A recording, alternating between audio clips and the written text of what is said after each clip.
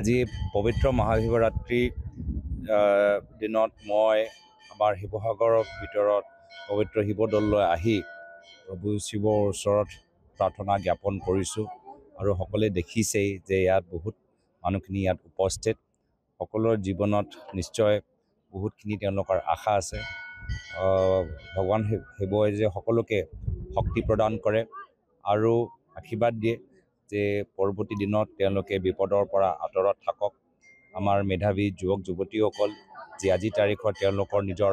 মেট্ৰিকৰ পৰীক্ষা দি আছে হায়াৰ ছেকেণ্ডেৰী পৰীক্ষা দি আছে তেওঁলোকৰ পৰীক্ষাবোৰ ভালদৰে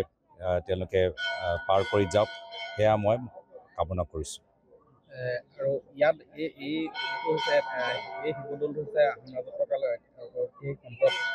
এই সম্পদভাগীকে ধৰি ইয়াৰ যি কাষত আছে যমুনা এইবিলাক সঠিকভাৱে এতিয়াও সংৰক্ষণ হোৱা নাই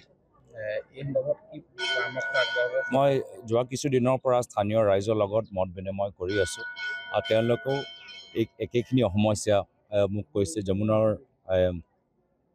আশে পাশে যিদৰে এটা পৰিৱেশ থাকিব লাগে সেইখিনি মোক অৱগত কৰাইছে নিশ্চয় পৰৱৰ্তী দিনতো আমি নিজৰ ফালৰ পৰা এটা প্ৰচেষ্টা হাতত ল'ম আৰু প্ৰশাসনে কি ধৰণৰ কাম কৰিছে সেইখিনিও কামৰ ওপৰত আমি চকু দিম আৰু পৰৱৰ্তী সময়ত মোৰ ফালৰ পৰা যদি কিবা পৰামৰ্শ বা কৰিবলগীয়া আছে নিশ্চয় আমি কৰি যাম